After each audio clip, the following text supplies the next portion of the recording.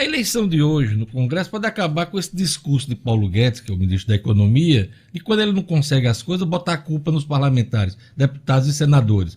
Com a eleição de hoje, parece que isso vai cair por terra, né, o Luciano? É o que se espera, né, Diógenes? Os futuros presidentes, né, que, como você já disse aí no seu comentário, provavelmente serão Baleia Rossi e Rodrigo Pacheco, Baleia Rossi no Senado. Arthur Lira. Aliás, Arthur Lira, do PP. Desculpe. Arthur Lira no Senado e Rodrigo Pacheco na Câmara, né? Baleia Rossi é o de oposição a Bolsonaro. Arthur Lira e Rodrigo Pacheco têm aí grandes desafios, Diógenes. E aí a gente vai citar aqui alguns, até para o nosso ouvinte entender quão importante é o destravamento dessa pauta para o país.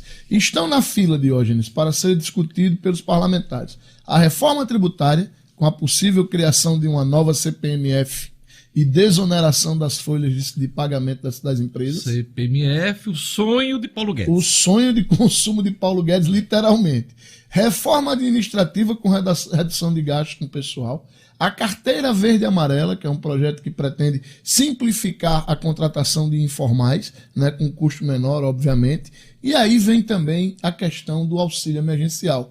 Sexta-feira passada, de hoje, foi um dia marcante para quem foi beneficiado, porque foi paga a última parcela do auxílio emergencial para quem teve direito a ele. E na sexta-feira passada, no dia de pagamento, também as pessoas se depararam com as declarações do presidente da República, dadas naquela live da quinta, dizendo que não há condições de pagar auxílio nenhum. E aí temos 61 milhões de brasileiros sendo devolvidos à extrema pobreza com o fim desse pagamento. Gente que já está passando fome. Gente que já está literalmente passando fome, de hoje. E aí essa discussão precisa ser feita porque dentro dela também entra a questão da possível ampliação do Bolsa Família. Então é também uma outra pauta muito importante. São essas as mais importantes, mas também tem a ampliação do Pronamp, que é aquela linha do BNDES, principalmente para o segmento de bares e restaurantes, um novo refis, a redução de PIS e de COFINS para o óleo diesel, que vai impactar no custo do litro, exatamente para evitar essa greve aí que está anunciada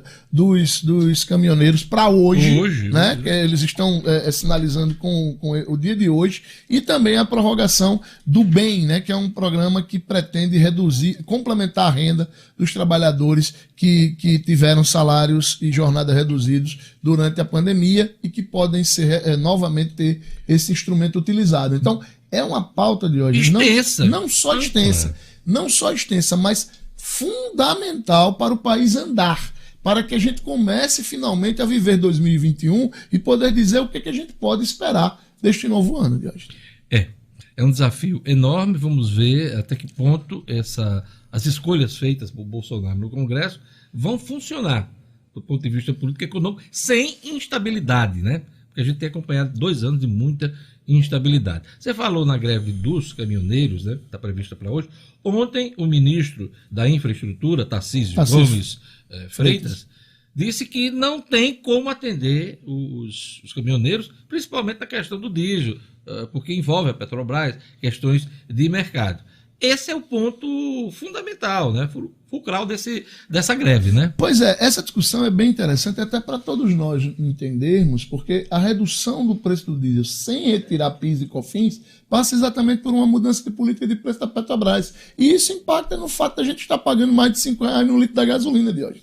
Você vê que o ministro já disse, olha, o governo não pretende mexer na política de preço da Petrobras. Se houver uma possibilidade de redução, é exatamente essa queda do PIS e da COFINS sobre o ICMS, que o presidente Jair Bolsonaro disse semana passada que para cada centavo que ele diminuir, custará 800 milhões de reais aos cofres públicos. Pois é, e o ministro dizia ontem que acredita que se o movimento houver, e deve estar ocorrendo já movimentações Brasil afora, inclusive aqui no Rio Grande do Norte, a previsão disso, vai ser fraco.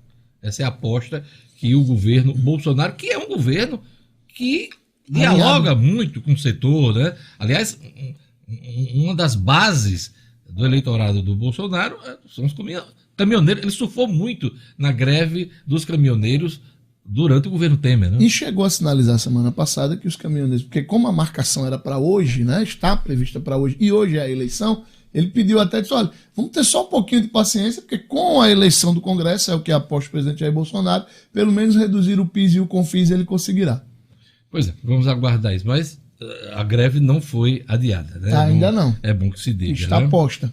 Olha, o primeiro passo do modelo Open Bank começa hoje. Entenda o que pode mudar para os clientes. Explica para a gente, Luciano Kleiber. O Open Bank de hoje é um sistema bancário aberto, tá?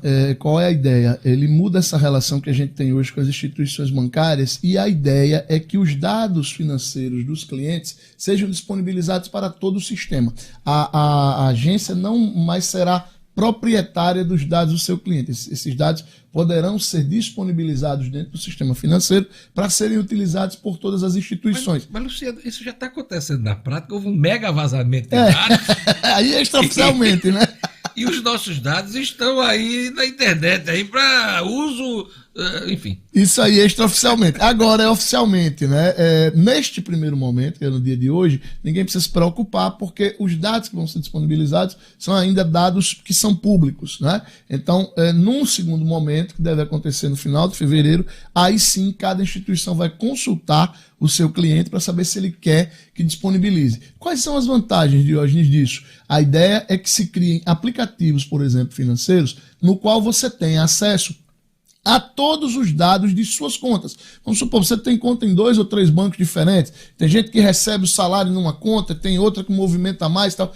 Num único aplicativo, ele conseguirá movimentar todas essas contas e, por exemplo, pagar um boleto bancário de um cartão de crédito de um banco X com o saldo que ele tenha num banco Y.